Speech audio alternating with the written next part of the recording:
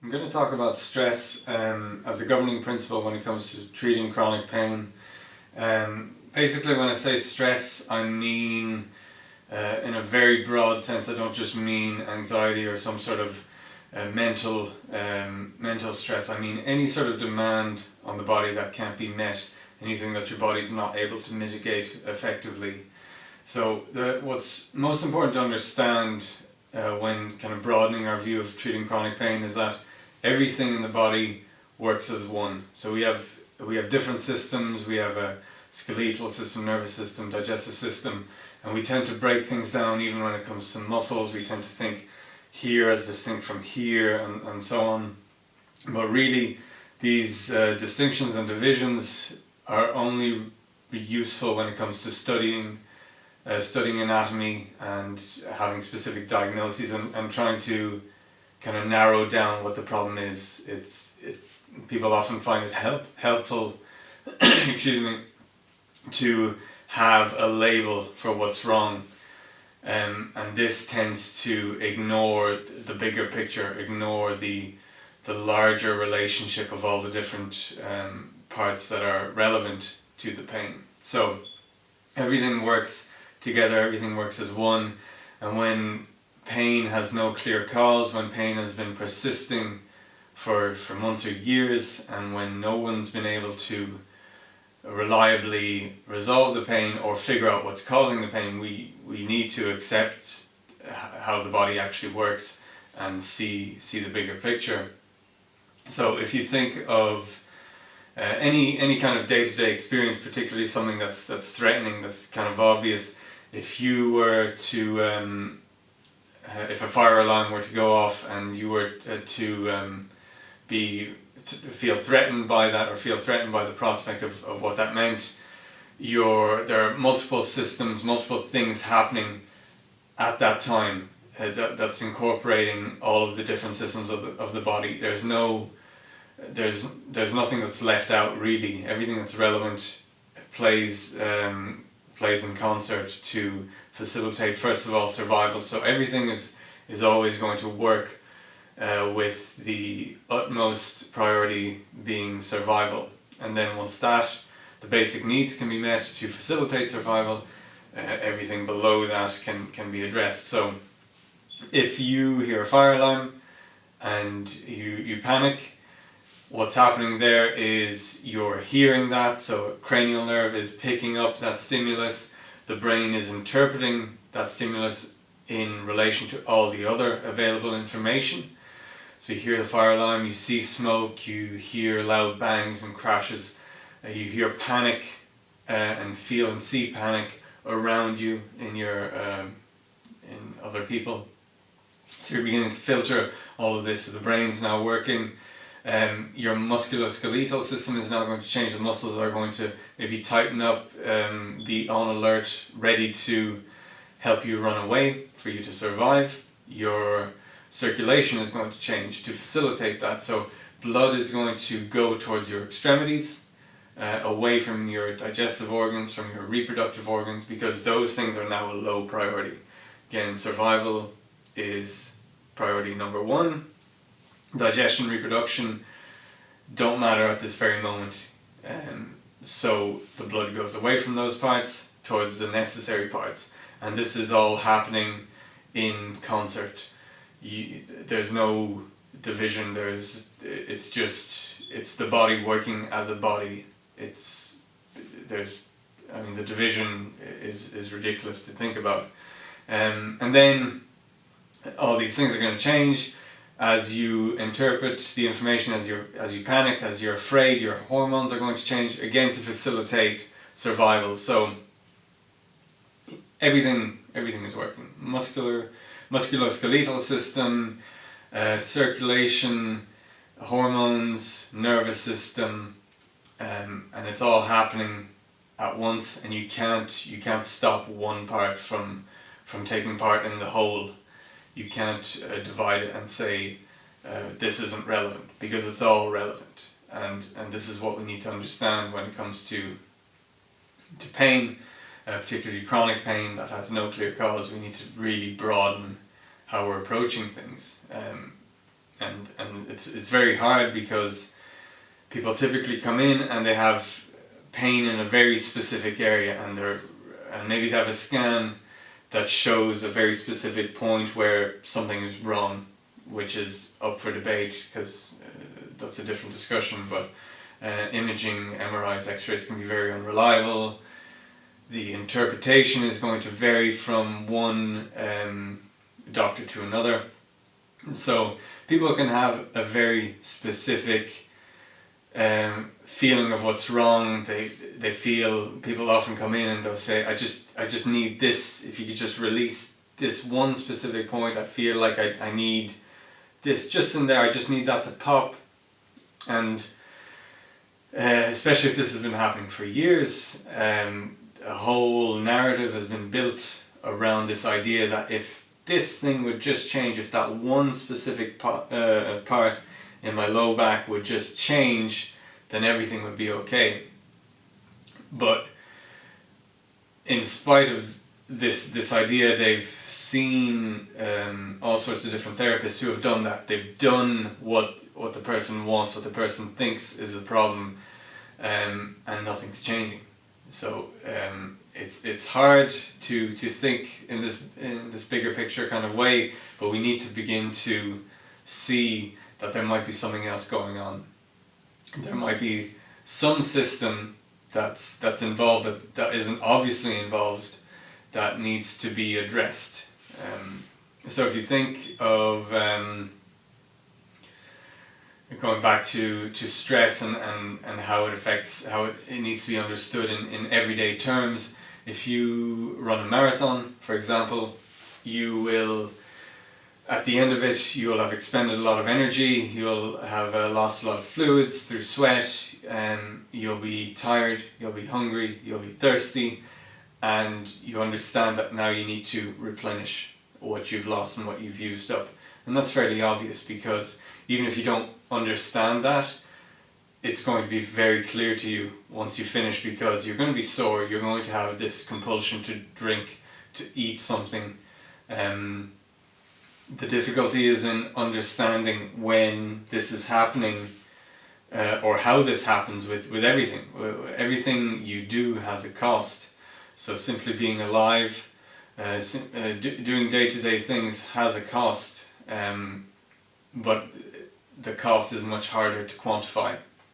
There is no app or chart that I know of that says for 3.5 hours of work, when your work consists of problem solving, typing on a computer, staying upright or slouching, you are going to burn such and such amount of calories.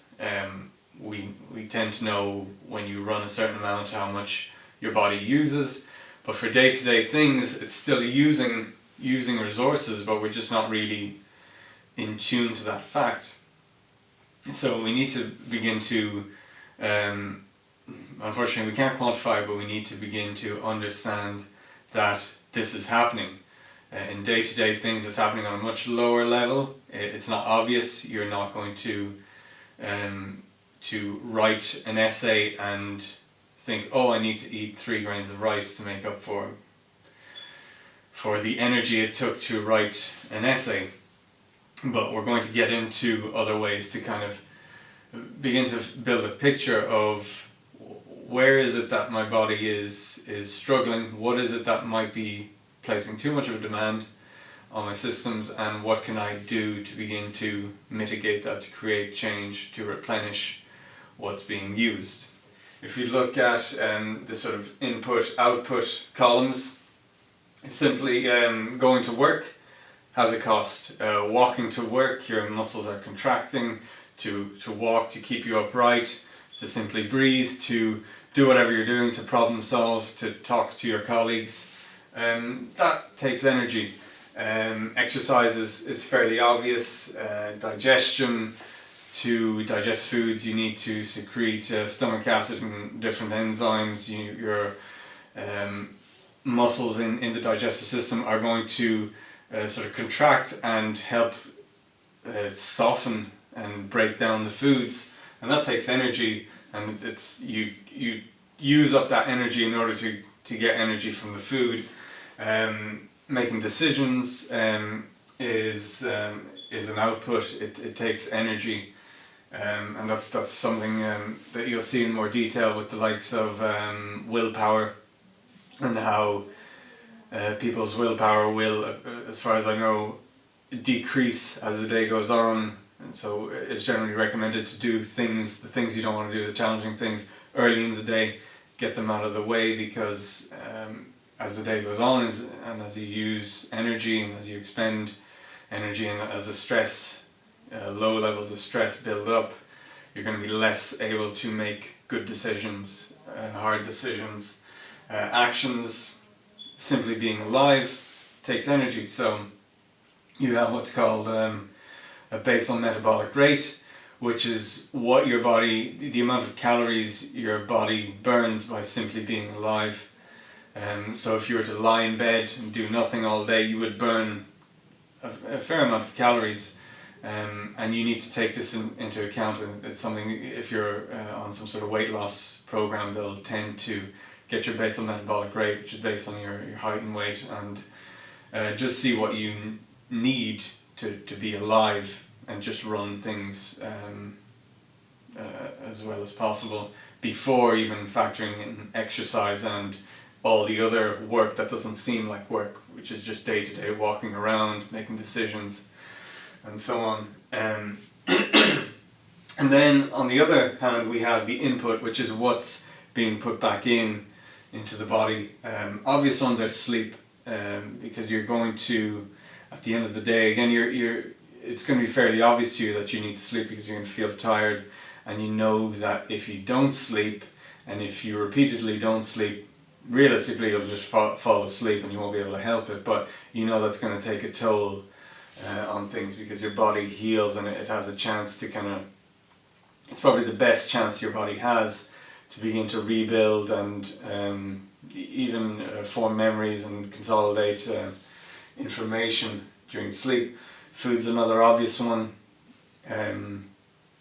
It's simply the building blocks of your entire body, and the most obvious example is, again, if we're talking calories, we're talking needing calories to do everything. You need calories from food. The difficulty is you can't say that making a certain decision or speaking a certain amount of words is going to burn a certain amount of calories. I'm sure someone could figure out how to figure that out, but it's kind of abstract. There aren't concrete numbers that I know of, but the point being that, again, simply being alive is always going to have a cost, and we need to factor that in. The next would be rest. It's creating time for the healing to happen. If you're constantly on the go, you're constantly agitated, constantly doing stuff, your body never really has a chance to sort of set into what's called rest and digest state, where the different systems are going to work. So we talked about the fight or flight mode, and the blood flow, everything's going to change in order to facilitate survival, and that's sort of an opposite state. The rest and digest is where things are going to settle in, and the different systems are going to work towards healing, resting and recovering and rebuilding. The next thing to understand is that this is all happening on a spectrum. So if we look at this diagram here, we have quality of life, and we have optimal health on one end and death on the opposite end. So we can be operating from any point along this, and where we are on this scale is going to influence how everything else is being processed and how everything else is working. So the lower we are on this scale, the harder it is going to be to mitigate what's happening in day-to-day life. And so ultimately we want to be, we're never going to make it to optimal health. I don't think anyone really has optimal health, or can. If they have it, they have it briefly, It's a moment in time or a brief period in time, but it's something to strive for, it's something to always be working towards. And it means from here, if you are close to here, you have a lot of wiggle room, you can handle a lot of stress, you can drop down significantly. Again, maybe you're running an ultramarathon and you go into it here and you drop down to here briefly at the end of it for a few weeks while you recover. And this, I mean, this is the whole point of any sort of athlete, someone who performs at a high level is building up that endurance, building up that strength, that resilience, to be prepared to be up here for whatever it is they're going to undertake, and they're more able to deal with the stress. Because I mean, the stress of say again like triathlon is going to be quite consistent. You're running it's a set amount of running, swimming, cycling, so you could but you're going to have different responses. So people who have done triathlons for years, they prepare very well, maybe they have a lifetime of good decisions and good health behind them. They're up here, and the set amount of stress that comes from a triathlon only sets them back here. But someone who's operating from here, that stress is going to be taken worse because they don't have the same resources, the same ability to cope with that, and they might, I mean, death, it's kind of a bit alarmist. You won't make it to death realistically, but you know, you're likely going to drop significantly more than the person who is operating close to optimal health, because they have more resources, more resilience, more of an ability to cope with that stress. So a way to sort of illustrate this concept is if you think of if you stop eating now eventually and you never eat again, eventually you will die. So everyone understands that, it's fairly obvious. But people don't tend to, again, we're going for these kind of obvious, really blunt examples and then applying it to day-to-day life. So you stop eating and then eventually you die. Your body just withers away, it eats itself, it tries to extract nutrients from tissues, and eventually it just can't keep going. You die of starvation. So slowly you've worked your way down, and it's fairly obvious. But if you are here to begin with and you don't stop eating, but maybe you eat less than you used to, maybe you eat worse, like poorer quality food than you used to, maybe you're not sleeping as well, so you're not replenishing, you're not getting better in between from day to day, maybe life just gets harder, work gets tougher, so all of these things are placing a demand, and you're slowly working your way down the scale of quality of life, quality of health. I mean, realistically, you're never gonna make it to death from just day-to-day things and decisions unless you fall off a cliff. But you're slowly making your way down, and your health, your baseline, is probably unnoticeably getting worse. And the common example is the boiling frog analogy. So if you put a frog in cold water and boil it gradually, it won't notice and it'll die. And if you throw it into boiling water, it will notice and it'll freak out and it'll probably still die. But I actually looked this up, and it realistically wouldn't work, because the frog will notice. And this applies to humans. I mean, when you get down here, you're going to notice your body, again, survival, number one priority, your body's going to say something needs to change. And this is when, well, probably long before then, is when injuries, when lifestyle diseases, conditions, illnesses set in. Your high cholesterol and high blood pressure, your it can be depression, it can be anxiety, all sorts of things, hormonal imbalances. They're going to manifest themselves. They'll probably have been building up and for some time, but now they're going to be in your face, they're going to be unavoidable, and the symptoms are going to be something that you can't ignore. So in my pain science video I talk about pain as a request for change. It's basically saying something, you can't keep doing this. The difficulty is knowing what it is that you can't keep doing. But at some point there's going to be a breaking point, whether it be pain, whether it be hormonal balance, some sort of change in your, maybe your mood, your physical capacity, your whatever it is. You can apply this, I think, to pretty much anything bar acute traumas, acute injuries that are the result of a trauma. So we need to take everything in relation to this scale and understand that even the most mundane things, the most mundane sort of demands of living, again, everything has a cost, they're either slowly bringing us down towards poor health, or we're remaining static, which is fine, or we're moving towards better health or optimal health, which is good. I mean, a lot of people are striving for better health, which is great. They might actually be making their health worse, which is a different discussion. I can get into that in another video. But the point being, we need to again think bigger than the pain in that one segment of the spine where apparently you have a degeneration or whatever, according to one scan at one moment in time, interpreted by one doctor. So we need to begin to think bigger than that. We need to begin to think, where are we on this scale? What is it that our body's dealing with on a day-to-day basis? And are we slowly working down towards poor health?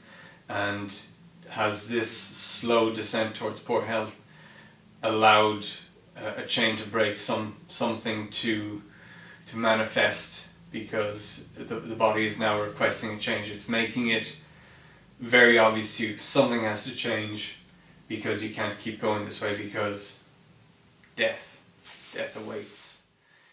So this brings us to our next diagram, which is the scales between stress and health. So we have our health bucket and our stress bucket, and basically what we want is to keep these at the very least balanced, so we're roughly even between the two, and ideally moving towards a fuller health tank and a quite empty stress tank. Realistically, we're never going to have a stress-free life, and we probably shouldn't, because we need stress for growth. Obvious examples are, in order to gain strength, to gain muscles, you need to place a certain amount of demand and stress on the body, and it needs to then grow as a response to that stress. But also we need challenges, we need demands, we need stress in order to grow our beliefs, to grow our capabilities, and when dealing with chronic pain we need the stress of maybe our rehabilitation exercises, maybe the stress of confronting this new way of thinking to get ourselves out of a very structural, mechanical view of what's going on in the spine or wherever it may be. We need the demand of that, and then the opportunity and the resources to take that on board and grow from that, and be convinced that there's more to it, and health can be attained through other ways. So we never want the life to be stress-free. It can never realistically happen. I think it was Freud said you want to strive for common unhappiness, which doesn't sound great, but the point being is that from there you can experience the highs, you can appreciate the highs. You always have somewhere to strive, something to strive for, and a place to always be not perfectly satisfied. And if you kind of think of how your wealth, monetary wealth, doesn't perfectly correlate to happiness. There comes a lot of people think, you know, if I just had more money I would be happier, and I would be happier if I had more money. But then it's been well studied, there's a cutoff point. There's a point at which no more of that is really increasing your happiness, and you need something else. You need to find some other challenge, some other thing to gain, something else to acquire, because now you're just used to that, and you're still at this baseline of common unhappiness, which is maybe a bad way of putting it. And it also means from there you can experience bad things, which are either going to motivate you to strive for better things, or to fight those bad things and regain just that common unhappiness. So as I was saying, we have our health bucket, our stress bucket, and we want to begin to fill this and find the things that are really going to fill that up easily. So it's something worth considering, is that a lot of the time people want to know what's the thing that fixes it. Is it with back pain, what's the best exercise for back pain? And people say, oh, is it yoga, is it Pilates, is it whatever? And I think the reason those come up often is because they're quite popular, they're perhaps quite systematic, and they're easy to study. But so they're often used in sort of studies on what's good for resolving back pain through exercise. But so someone might think, I've got back pain, I need to strengthen my core. They might think that for whatever reason, maybe wrongly. And what's the best thing for that? What's the best thing for back pain? They'll look it up, they'll hear Pilates is great, and they'll do Pilates, but maybe they hate Pilates.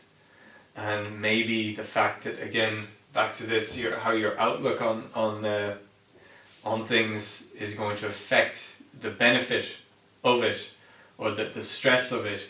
If they hate Pilates, they can't stand it, and they just want to get through it. They just want to do their 2 months of 3 times a week Pilates to get past the back pain, and they just want to get it over and done with.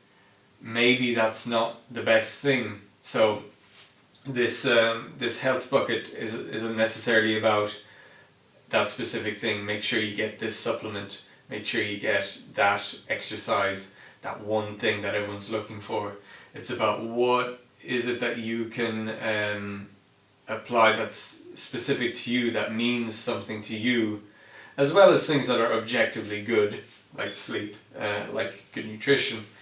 What is it that you can fill the tank with to tip the scales back towards health? So the same thing with stress is going to be, what is it that identifying the things that are placing demands on your body. And again, these things might seem innocuous. It might be a job that you hate, and the fact is you have bills to pay. Your landlord doesn't care about your hopes and dreams, and you have bills to pay. Life goes on, life is tough, and it's always going to be tough, and that goes back to our, we always need a certain amount of stress, and it's unavoidable.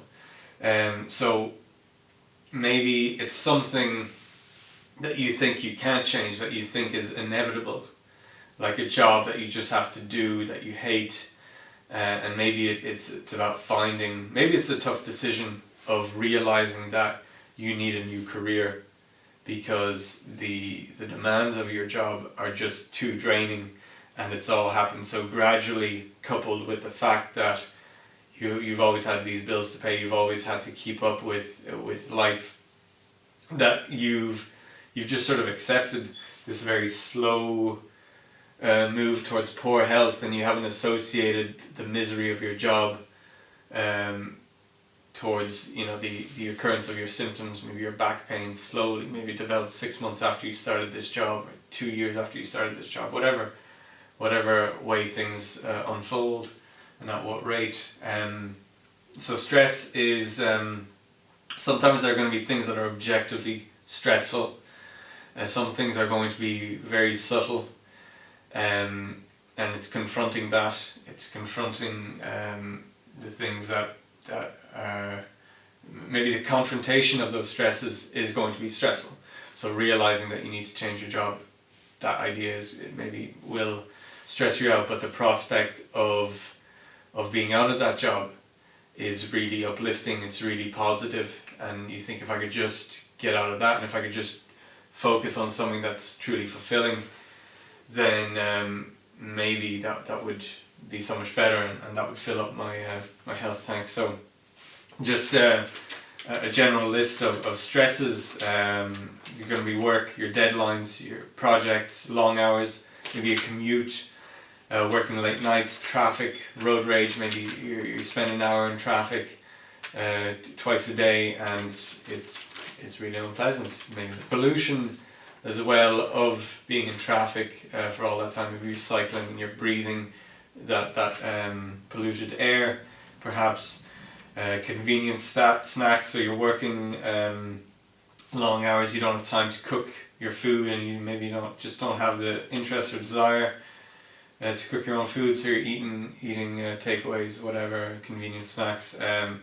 Then anxiety surrounding all of this. You hate your job, maybe personal relationships, maybe they're toxic, maybe family issues, maybe your identity. Again, if you're spending all of this time doing something that you really don't like, and maybe it's something that you think is morally wrong, reprehensible, but you have to do it. You have bills to pay, and your own survival is going to be the utmost priority versus what effect you are maybe having on in the wider side of things.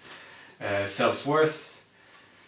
How do you regard yourself? That can be a huge thing. Body image issues, self-talk. Maybe you put yourself down, and you always have, and maybe that's sort of a learned habit. Perhaps emotional trauma from a long time can be huge. Emotional traumas are very important to address or to acknowledge, and they could be significant in chronic issues. Obvious things: poor nutrition, poor hydration, insufficient nutrition. Again, you could be are you eating enough? You could be eating well, but maybe you're not eating enough. You're not meeting that basal metabolic rate. So there's a trade-off. Something has to reduce in order to keep you going. Then it could be specific nutrient deficiencies. So maybe you're not getting enough of this vitamin or that, whatever. Poor movement habits can exacerbate pain. Maybe you have back pain and it's just growing over time, but also you don't know how to use your body well, you don't know how to use it efficiently, and that could be aggravating things. Postural habits. Posture is a big thing. I'll go into that in a different video. It's complicated. I'll get into it another time. But posture can contribute. Lack of movement, which is probably the bigger issue with regards to posture. Maybe you just don't move all day, maybe 9 hours a day, and you're at a desk, and then you're seated watching TV, and that's going to cause its own problems. Lack of movement variability. Maybe you move, but it's always repetitive. It's specific movements. Old injuries, physical trauma, car crashes. Maybe you fell off something, you fell off a horse, whatever it is. Exposure to harsh chemicals. That could be something that goes under the radar. Maybe your perfume, smelling that every day. Maybe you're working with bleach all the time, you're cleaning things. That can have an effect. Cigarettes, alcohol, obvious stuff. Lack of sunlight. Maybe you're working indoors all the time. Lack of fresh air. Lack of time outdoors. Lack of high quality sleep. So maybe you're sleeping, but it's not good quality sleep. You don't feel refreshed. Poor breathing patterns is another issue. You might. This is something I get into a lot. I'm very much into breathing and the benefits of proper breathing. But you just might be not oxygenating your tissues well. and this can affect stress levels in a very direct way. It's going to change the chemistry of your blood and your physiology. Overbreathing is essentially it could be like a low level panic where you're never really breathing deeply, and that's affecting carbon dioxide and oxygen levels. Mold exposure is another one that's probably fairly common in Ireland, just due to the damp climate, and can go unnoticed, and it's one of those things that you're just not going to address because it's probably not going to kill you. I'm sure it can kill you when it's bad enough, but a damp home, bit of mold in the corner, will have an effect, but it's so gradual, and maybe it's the stress of having, or the bother. You can't be bothered dealing with that, and you just kind of put it to the back of your mind, and you never make that connection. Maybe you moved into a new house and it happened to be really damp and a lot of mold over time, and 6 months, a year, 2 years after, things developed, and again, no clear cause, you couldn't figure it out, and maybe it's probably not going to be the one thing, and it's rarely the one thing that's causing it. Again, if we think of this big picture and look at the body and stress and the governing role of stress, it's usually a few different things that slowly drive us down, and then there's a breaking point and a request for change, which will manifest as pain or some sort of overt illness or disease. So then, in terms of our health bucket, we have high quality sleep and rest. So again, you could be sleeping, but are you sleeping well enough? Are you going through the different stages of sleep, deep sleep, REM sleep, and so on? Are you feeling refreshed when you wake up? Do you have blackout blinds? Do you wear an eye mask? Whatever it is, do you go to bed at a consistent time, wake up at a consistent time? And these things are very important for the actual time of being asleep, and that's time to recover, but it also affects hormones and your circadian rhythm and your biology then, for hopefully consistently over time. It's setting you up for success in other ways. Meditation is again one of those things. Maybe you hate meditation.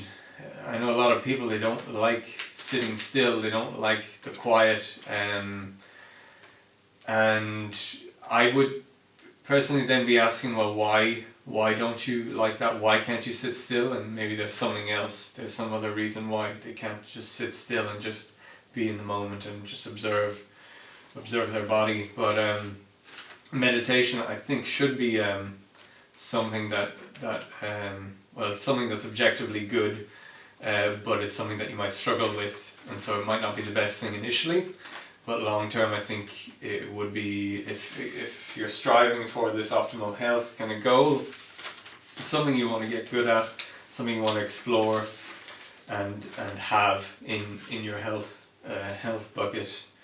A breathing practice, which can sort of fits in with meditation but can be distinct, and a good breathing practice will filter in and trickle down into a good movement practice. I think good movement should be in sync with good restorative movement, rather than movement that helps you gain strength, but movement that helps your body feel safe, more mobile, more flexible.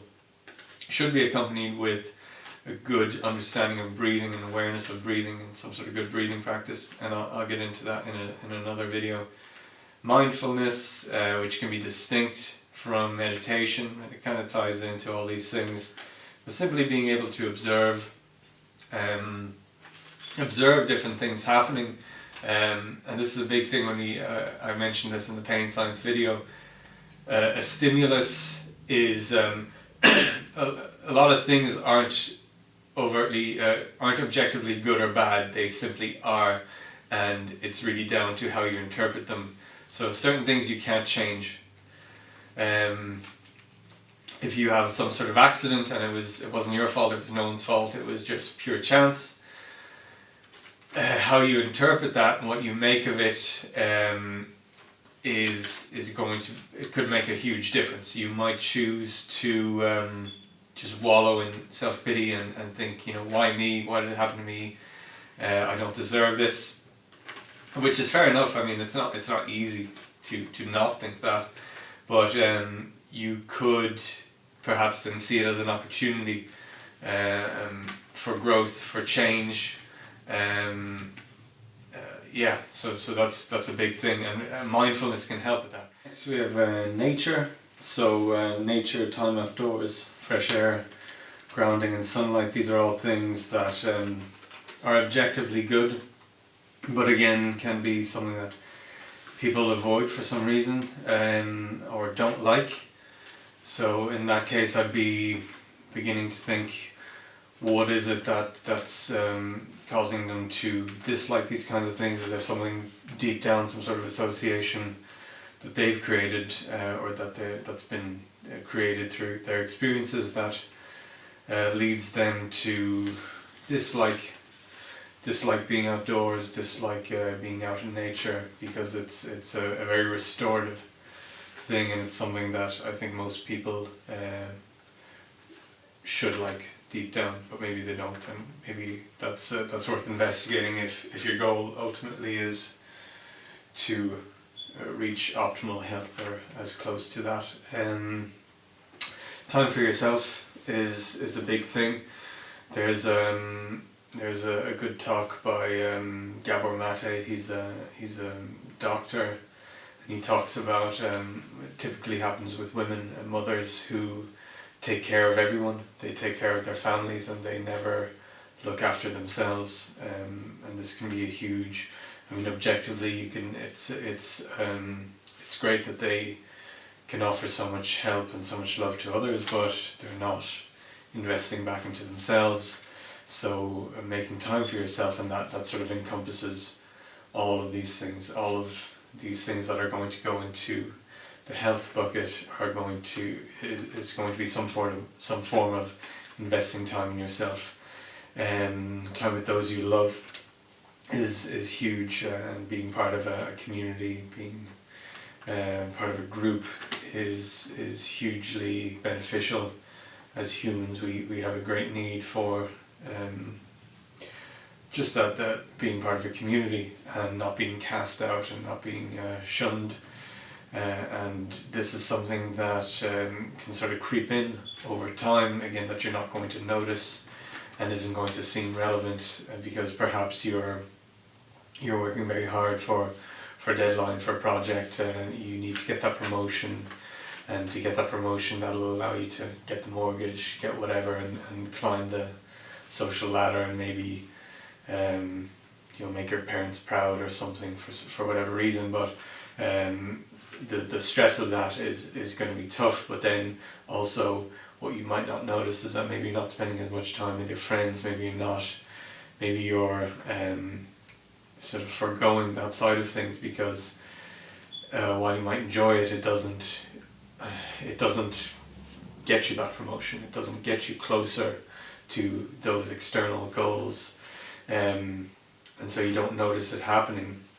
And maybe you know that you're not spending time with your friends and you dislike that, but you think, I'm just going to reach that goal, and if I can just reach that, then it'll all go back to normal and I can spend time with my friends, and maybe that just gets out of hand, and that's something that can be hard to notice. Again, it happens gradually, but it might be a significant change that you can make to begin to tip the scales back towards health.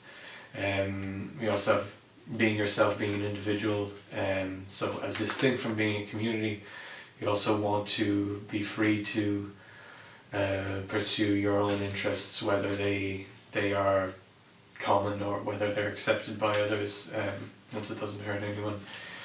Pursuing the things that you enjoy for whatever reason, whatever is fulfilling for you, whatever is rewarding. So again, we looked at work and how your work is sort of has a set amount of demands, but how you perceive it is going to influence the entire experience. So maybe you find the work very fulfilling, maybe you're adding something to your community, maybe you're helping others, or then maybe on the other hand your work goes against your moral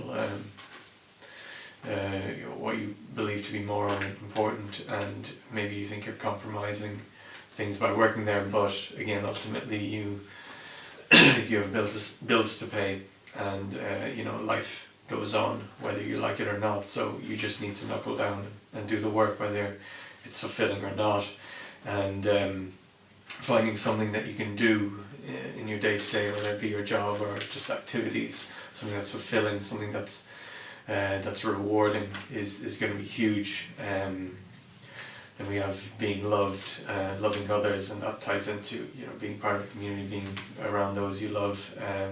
It's huge, and it's again something that might just over time as you leave school, you leave college, and you get into work and the real world, and those things just don't happen as often as they used to, and you kind of maybe tell yourself, well, that's life, that's being a grown up, and I suppose maybe it is, but maybe it shouldn't be. And we have things like laughing, smiling, moving, learning, growing. These are all great things. So laughing is objectively good.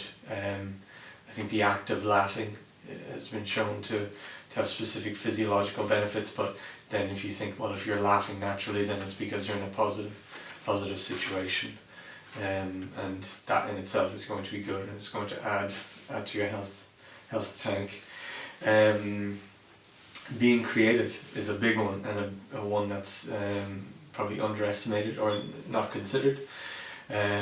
Drawing, painting, sculpting, whatever it is, writing music, writing stories, just doodling, whatever it is. So, for example, I used to always draw a lot, come from families, a lot of art, a lot of drawing, and these kind of charts, these things, as sort of basic as they might be, offer some sort of creative outlet, some sort of little benefit. And I mean, it's not huge, but again, it's in this grand scheme of things, it's adding a few drops into the health tank, and it's something I'm making an effort to get more of in this grand scheme of things.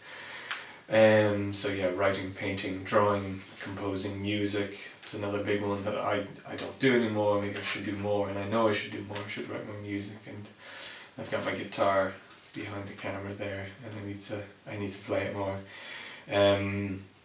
Got high quality food, so again that's sort of distinct from enough food. So you want to get enough food, but then you also want to get high quality food, and food's a really complicated thing, and I'll do a separate video on nutrition and how it ties into chronic pain, because I think it's often overlooked, and I think the whole area of nutrition is a bit of a minefield, and it's full of bad information, and hopefully I can offer a bit of a different view on things. High quality hydration. So again, hydration is another one. I'll tie it into the nutrition video. Basically, there's a lot of different information on hydration, how much you should drink, what should you drink, and so on. But high quality hydration, whatever that means, that can be important. Sufficient nutrition and hydration, so you might be eating well, you might be drinking well, but you're not getting enough, again, in relation to your basal metabolic rate. Are you getting enough? Maybe it's the best food in the world, but it's just not enough, and there's no way around that. Maybe you just need to eat more, which is a challenge for some people. Eating more can be a big area of concern for people, because everyone wants to lose weight and look amazing, whatever that means. And then an abundance of resources. So that's just creating. So again, the brain is primarily concerned with survival, and that needs to be met first and foremost. Your back pain is low on the sort of totem pole of priorities. Survival and basic needs need to be met, and once that's met, and once you create abundance for your body to to do that, to do all these other things, it can then maybe consider the back pain that's just grown out of nowhere. And really what that is you're down here, and what matters most is survival. You create abundance through enough nutrition, enough time for you to heal, enough hydration, whatever, sleep, all these good things that go in the health bucket, and slowly you're coming up here, and then perhaps you have enough resources that your body can deal then with the back pain or whatever it is. Rewarding work, I kind of covered that. Appreciation of your work, friendship, family, love, exercise. Exercise can be positive. But it can be negative. Some people kind of force themselves to do exercise, and that can be bad. Walking is a huge thing. Very simple. It's free. It doesn't feel like much because it's not very challenging, but it's huge. Sports is going to cover a lot of different things. You might be part of a team, so you have that community setting. You might have goals, you might have a challenge, a match coming up, or maybe you want to reach the next milestone in the sport, whatever that may be. Mobility is just would be to keep your joints healthy, keep you moving. And healthy joints are just going to improve your health overall, and again that's bring you up towards here and filling up the health tank. So I'm going to wrap up with, I suppose, some useful tips that you can actually take home with you and hopefully make a change in your pain. So what I'd recommend doing is getting a piece of paper and writing input, output, 2 columns, and basically begin to list all of the demands you have in your life, everything that's taking a significant amount of energy. So all the basic stuff, so work, exercise and so on, but then I want you to kind of go into a bit more detail and analyze it a bit more. So work, like we looked at, can be a positive thing. I mean, it's always going to be a demand, but if you get a lot out of your work, then it's not going to be as much of an issue, and it's actually going to help you overall. So make a distinction of whether you enjoy your work or not. If you really dislike your work, make a note of that and acknowledge that, and consider that might be playing a role in sliding you down towards poor health and filling the stress bucket. Even if the work, it's not great, it could be better, just take a note of that. Whatever it is, take a note of it. Exercise, is it exercise you enjoy? Are you going to the gym because that's what people do? You go to the gym in order to lose weight, you run on a treadmill in order to lose weight. That's the way people do things. Are you doing it because of that, or because you genuinely enjoy it, because you look forward to doing the things that you do? So take a note of that. And then also, maybe you love what you do in the gym or the sports or whatever it is, but maybe you're just doing maybe too much. Maybe you're doing it 5, 6, 7 days a week, very hard sessions, and as much as you enjoy that might be too much, and you need to bear that in mind. Then when we look at inputs, are we putting back enough food, enough sleep to offset that? So it doesn't mean that you have to stop what you're doing. It just might mean that you need to reevaluate the amount of input back into the body. So yeah, everything that's a demand on your life, and then and note things that you don't do anymore. So maybe you used to do something that you enjoy and you don't do it anymore. Take a note of that. Then input, obvious things: sleep, food. Obviously you're gonna sleep, you're gonna eat, but what's the quality like? Is there enough? Do you feel refreshed after sleeping? Do you eat well enough? Do you eat enough overall? Again, is your exercise too much? And you can calculate that. You can get your basal metabolic rate, and I don't know, you might need to consider that. That's a general guide, and if you're down here, maybe you need to overshoot the basal metabolic rate So look at all these things that you're putting back in, and look at the things that you really enjoy, that are fulfilling, that allow you to be creative, whatever it is, the things that you used to do but you just don't do anymore. A list of those things that you realistically could reintroduce, whatever they may be, and begin to keep those in mind, but begin to see where there might be discrepancy. Again, we can't apply. This isn't quantifiable. We can't say work is worth 3 points, exercise is worth 2 points. At the end of this, we have 15 points here and 10 points there, which means a discrepancy of 5.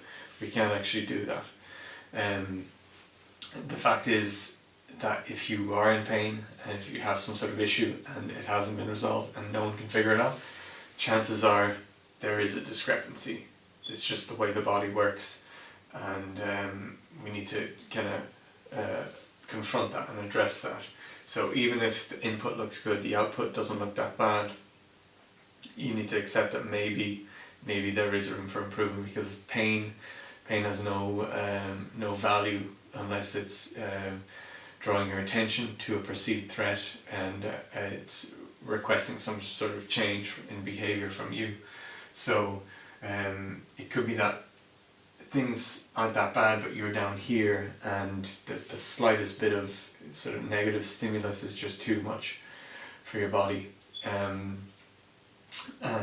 that's something that maybe you need to take significant time off, or maybe you need to drastically change certain things to really overwhelm the input and really overflow this kind of health bucket, and significantly minimize the stress bucket, and begin to move back up towards optimal health. So make a list, be honest with yourself. It can be tough, especially when it comes to nutrition. Actually, people tend to not really, maybe they don't realize how bad their nutrition might be. It's a complicated topic, and I'll go into that in another video. But again, acknowledge that even if it all seems fine, if you are in pain, then there probably is an issue, and it just has been so gradual down the scale that you haven't noticed. So think about the things we mentioned, the things I listed there, and see if anything resonates with you, anything that makes sense. You know, maybe you don't do that anymore, maybe you don't spend as much time with your friends anymore, maybe work has just taken over your life. So make a list, try and make sense of that, and then we can take steps to kind of begin to increase the input, positive input, increase the health tank, tip the scales back towards health. So yeah, if you have any questions, you can leave a comment, you can send me an email through the site, you'll get my email. And if you like the video, give it a thumbs up. If you think anyone could benefit from it, share it with them, and share it, do all the usual social media stuff. And yeah, thanks for watching.